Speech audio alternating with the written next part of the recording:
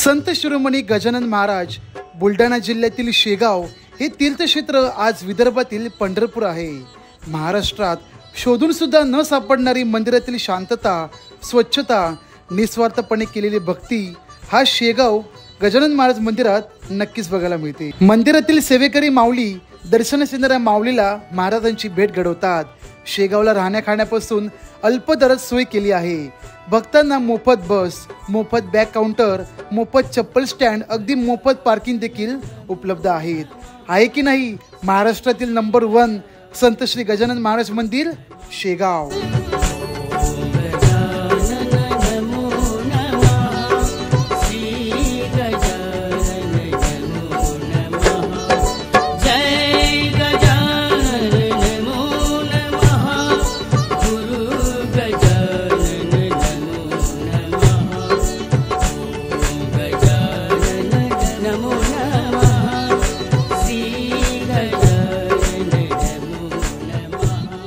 गण गण गणात बोते, गण गण गणात बोते।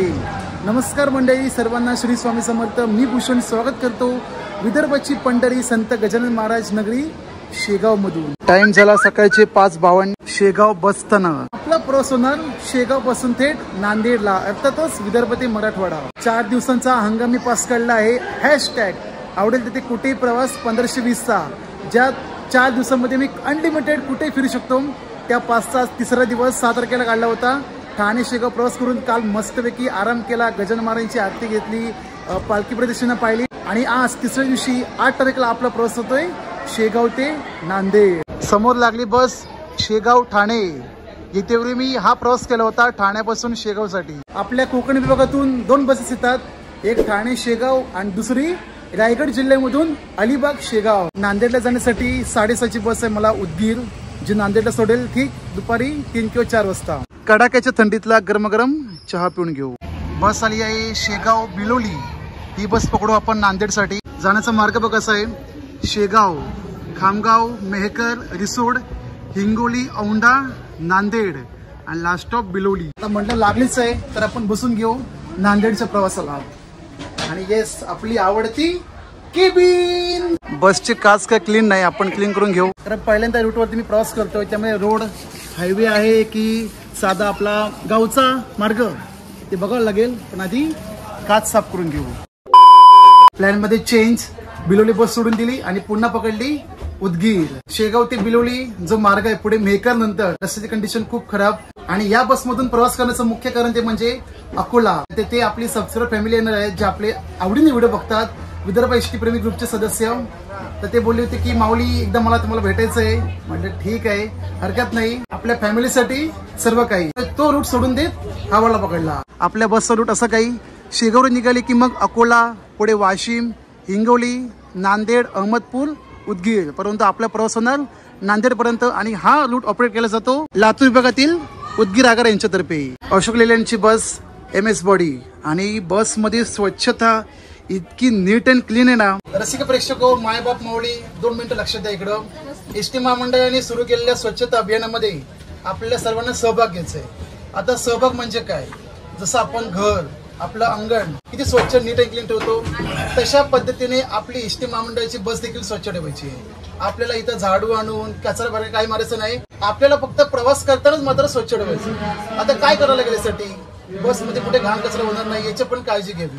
आणि खास करून जे तंबाखू, विमल असे घातक पदार्थ खाणारे आहेत त्यांच्यासाठी खास सूचना की आपल्या विंडोवरती किंवा सीटवरती पिचकारा मारणं पूर्णपणे बंद करून द्यावं। एसटी महामंडळ कधी कारवाई करत नाही, परंतु एक जागरूक नागरिक म्हणून आपली जबाबदारी आहे की गोरगरिबांना सेवा देणारी एसटी बस आपण कधीही घाण करायची नाही। एसटी महामंडळाने कारवाई नाही केली चालेल, परंतु येणाऱ्या भविष्य काळामध्ये अशी काही शिक्षा होऊ शकते, जर तुम्हाला घाण कचरा करताना सापडला तर ती घाण कचरा जो काही होईल तो तुम्हाला स्वतःहून साफ करायचा आहे। जेणेकरून पुढचा प्रवासी काय बघेल की ह्यावेळेस त्याने घाण केली, पुढच्या वेळी मी घाण केली तर मला सुद्धा शिक्षा होऊ शकते। त्यामुळे स्वच्छता अभियानामध्ये आपल्या सर्वांना सहभाग घ्यायचा आहे आणि एसटी महामंडळाची खेडेपाड्यातली म्हणा किंवा शहरी भागातली नीट अँड क्लीन स्वच्छ कशी राहील ही आपली जबाबदारी। तुम्हाला ही माहिती पटली असेल तर आवर्जून जोरदार टाळ्या वाजवा, नाही पटली तर माझ्या कानाखाली मारा। अगदीच काहीच नाही पडलं तर माझ्यासोबत एकत्र बोला। संत शिरोमणी गजानन महाराज की।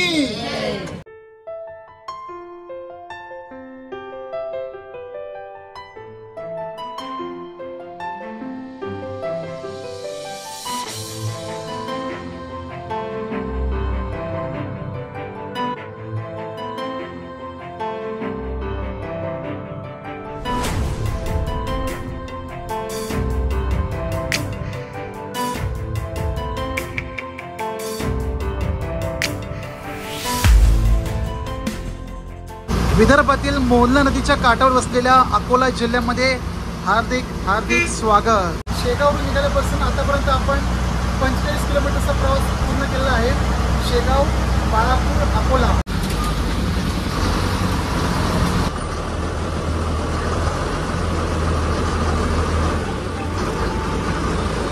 नमस्कार माऊली, नमस्कार।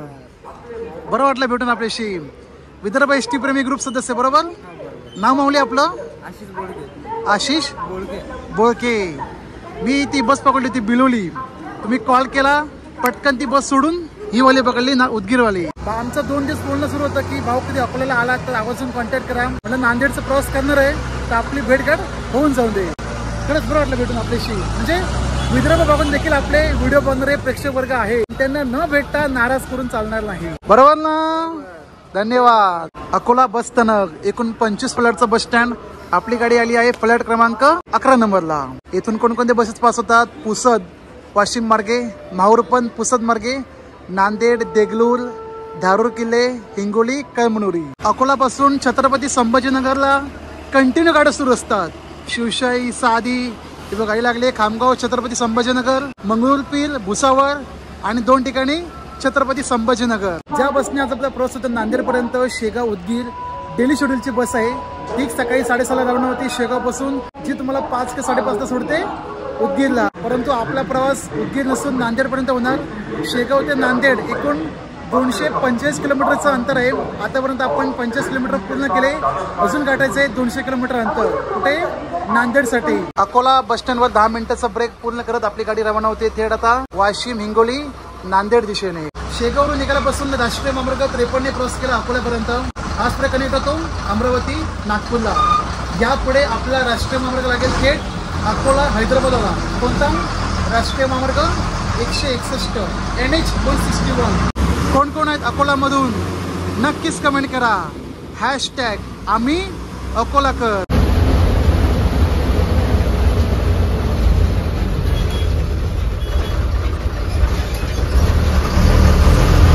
स्वागत आहे राष्ट्रीय महामार्ग 161, जो आपला घेऊन जाईल थेट वाशिम, हिंगोली, नांदेड आणि पुढे तेलंगणा राज्यामध्ये हैदराबाद।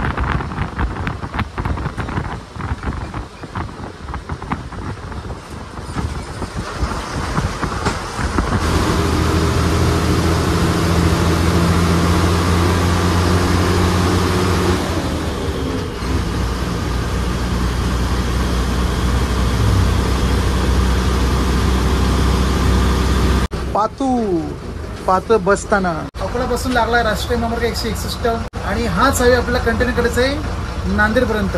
मस्त गाडी पण रनिंग मध्ये प्रॉपर आहे, चालत अजून फक्त काय करायचं नाही, फक्त हातात स्टेअरिंग आणि एक्सिलेटर पाय बस. कोण कोण आहे पातूर मधून नक्कीच कमेंट करा. तर इकडची स्पेशल भाजी आहे पातूरची भाजी, ज्याला अजून शब्द आहे काहीतरी ते गुणगुण्याची भाजी. कोणती? अस्सल गावरान पातूर भाजी.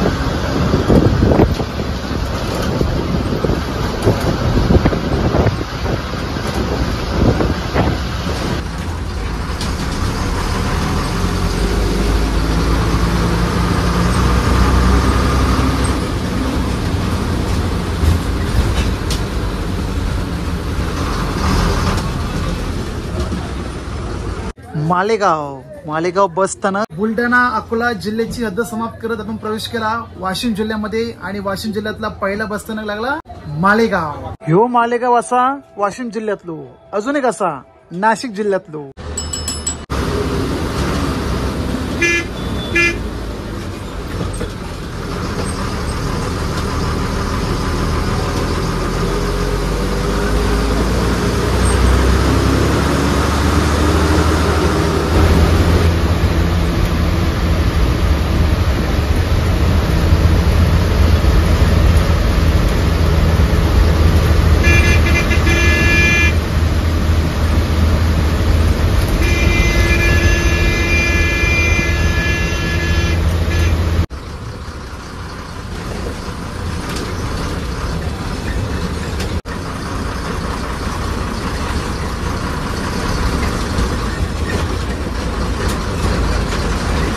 तीन तासामध्ये 115 किलोमीटरचा प्रवास पूर्ण केला आपण शेगाव ते वाशिम.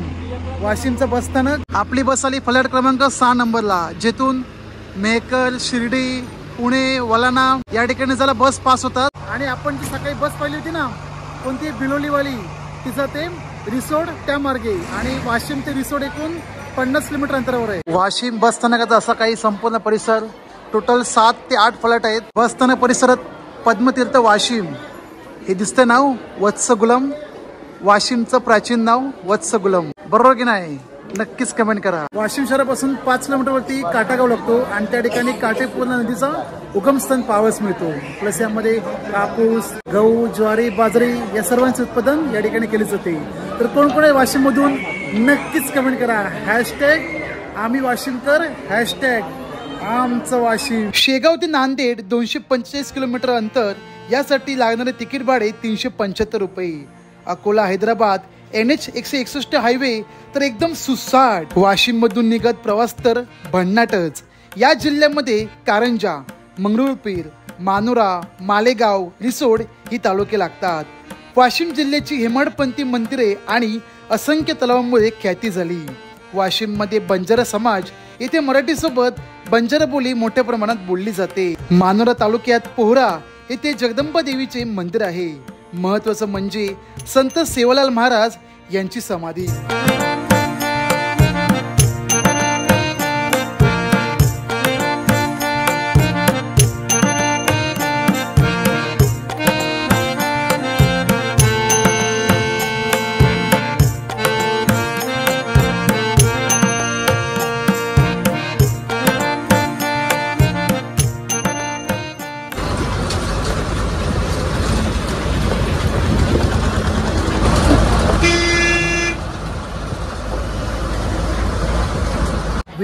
महाराष्ट्राची हद्द समाप्त करत प्रवेश केला आपण मराठवाड्यामध्ये. मराठवाड्यातील हिंगोली जिल्हा. हा हो नांदेड. चला माऊली चला. हिंगोलीला आल्यावरती बघा तुफानी गर्दी होते. 16 फलाट आहेत. आपली गाडी लागली 10 नंबरला. ज्या गाड्या पासेस होतात कंधार, वारंगा, उदगीर, हदगाव, भोकर, कळमनुरी, बिलोली. हिंगोली शहर, हिंगोली तालुका, हिंगोली जिल्हा वाशिम यवतमाळ जिल्ह्याच्या उत्तरेस आणि परभणी जिल्ह्याच्या पश्चिमेस आहे. तसं पण आधी हा परभणी जिल्ह्याचा भाग होता. 1999 पासून हिंगोली तालुका हिंगोली जिल्हा घोषित करण्यात आला. आणि हिंगोली भोकर नाही उदगीर नांदेडला जाते की जाते, लोहाला जाते. तेच आहे ना, लोहा तेच आहे ना, जाते. हिंगोली शहरापासून 35 किलोमीटर लागेल तालुका औंढा नागनाथ, जिथे ज्योतिर्लिंग मंदिर आहे नागनाथ मंदिर. नागेश्वराय शिव नागेश्वराय, हर हर भोले नमः शिवाय, हर हर शंभो, हर हर महादेव. हिंगोलीला आपली गाडी पोहोचली ठीक सकाळी 11 वाजता. अजून आपल्याला नांदेडसाठी गाठायचंय 85 किलोमीटर. आणि बस बघा पूर्णपणे पॅक, फुल पॅक.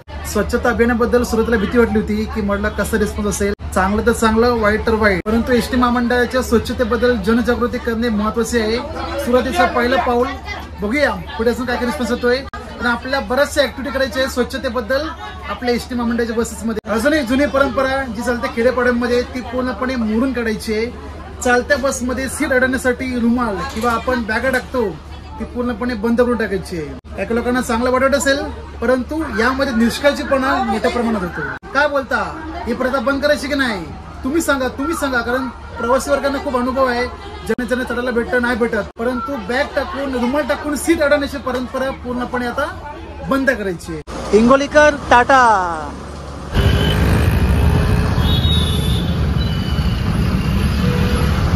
प्रवास तर बाई 1 नंबर होतोय. बसची स्पीड, सस्पेन्शन नंबर 1. बसची स्पीड 80 किलोमीटर पर आवर असून NPS देतोय 80 किलोमीटर पर आवर.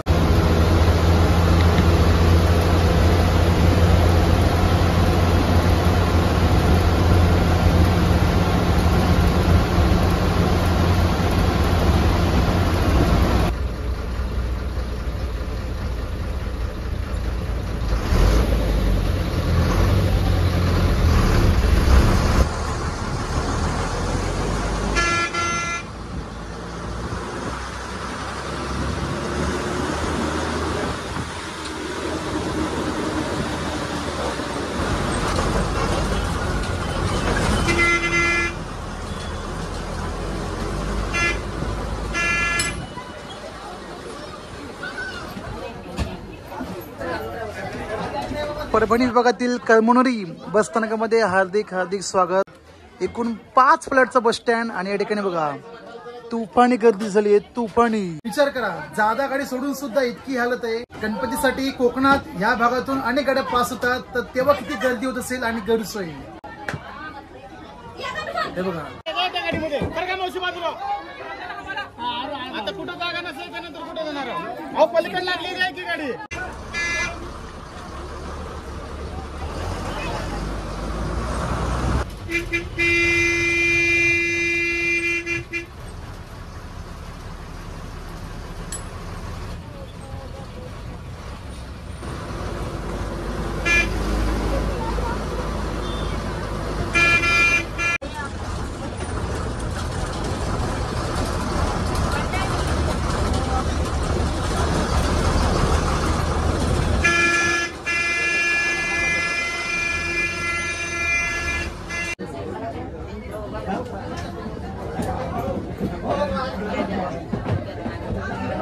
आजी इकडं बसा. आजी बसा इकडं.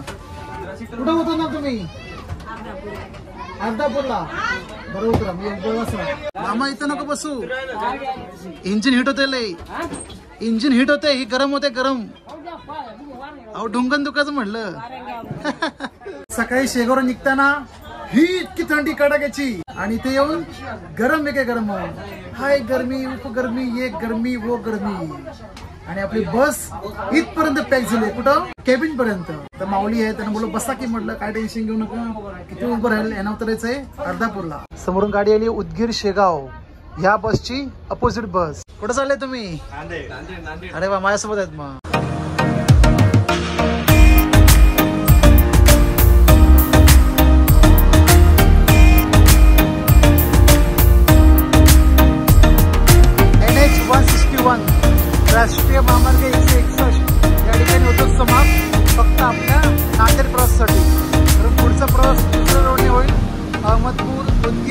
या ठिकाणी जायला. नांदेडसाठी आपली गाडी आता राईट मध्ये आणि मुखेडला जायचं असेल left.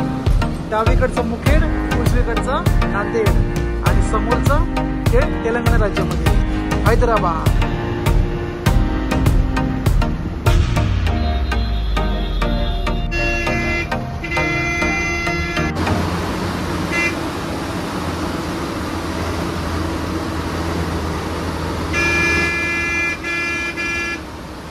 Last stop Nanded. Buldhana, Akola, Washim, Hingoli असे 4 जिल्हे पार करत 5व्या जिल्ह्यामध्ये प्रवेश केला, ज्याला ऐतिहासिक धार्मिक वारसा लाभलेला आहे. अर्थातच नांदेड, हुजूर साहेब नांदेड. नांदेडला पोहोचण्याचा टायमिंग ठीक दुपारी 1:20. सकाळी 6:30 केली होती शेगाव पासून प्रवासाला सुरुवात, जी येते 6 तास 50 मिनिटांनी पूर्ण झाली नांदेडला. कोण कोण आहे नांदेडचे नक्कीच कमेंट करा. हॅशटॅग आम्ही नांदेडकर. नांदेड बस स्टँड, एकूण 10 प्लॉटचे बस स्टँड. प्रत्येक गावी, प्रत्येक तालुक्यात, प्रत्येक जिल्ह्यामध्ये झालं तुम्हाला बसेस मिळतील. अगदी तळ कोकणातल्या रत्नागिरीमध्ये देखील. नांदेड रत्नागिरी, रत्नागिरी नांदेड.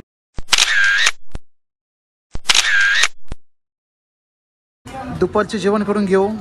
खिचडी भात, खिचडी मागवली आहे, रसा आणि हे बहुतेक दही असावं काहीतरी आहे. जेवून घेऊ पटकन पटकन जेवून घेऊ.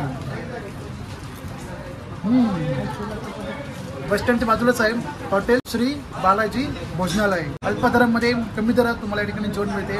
बाकी ठिकाणी वडापाव, समोसा आणि भजी होती. म्हटलं तेलकट पदार्थ नको, काहीतरी हलकं जेवू. आता 2-3 तास मस्तपैकी आराम करणार बस स्टँडवरती आणि संध्याकाळी रवाना होईल सोलापूर किंवा लातूर. कारण पुढची जर्नी तिकडून होणार आहे.